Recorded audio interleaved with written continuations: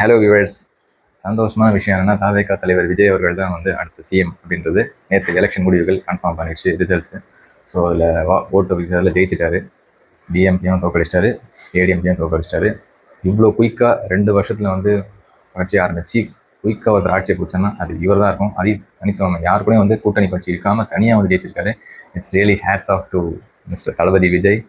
ஜெயிச்சிட்டாரு. So இப்போ வந்து CM உட்காரனா அதுக்கு ஒரு சின்ன விஷயம் என்னென்னா பார்த்தீங்கன்னா, 10 எம்எல்ஏக்கள் வந்து இன்னும் தேவைப்படுது. ஏன்னா வந்து 118 பேர் இருந்தால் தொகுதி நான் ஜெயிச்சா மட்டும் தான் இது பண்ண முடியும். ஸோ எம்எல்ஏ வந்து இப்போ எங்கேருந்து வர வைப்பான்னு தெரியல.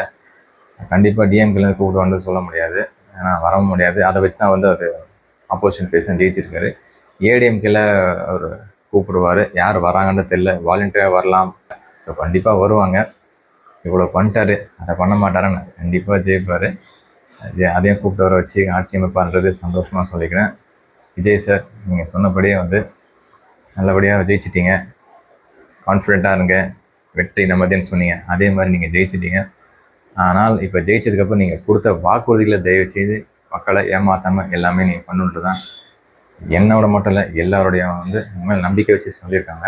அவங்களுக்கு ஓட்டு போட்டிருக்காங்க. ஒவ்வொரு தொகுதியிலும் நீங்கள் ஹையஸ்ட்டாக அதை வின் பண்ணியிருக்கீங்க. பெரம்பூர் தொகுதியிலும் சரி, திருச்சி கிழக்குலையும் சரி, எல்லா இடத்துலையும் சரி, உங்கள் தொகுதிகள் எல்லாமே ஜெயிச்சிருக்காங்க. ஸோ எல்லாமே மக்கள் உங்கள் மேலே வச்சு நம்பிக்கை சேர்ந்து வச்சு ஓட்டு போட்டிருக்காங்க. ஸோ அதை கண்டிப்பாக நீங்கள் காப்பாற்றுவீங்கன்னு நாங்கள் எல்லோரும் நம்புகிறோம்.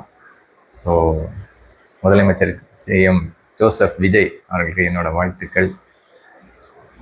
இதை பற்றி உங்கள் பேர் என்ன போடுங்க. சுயல் அப்டேட்ஸ் சப்ஸ்கிரைப் பண்ணி லைக் பண்ணுங்கள். Bye bye.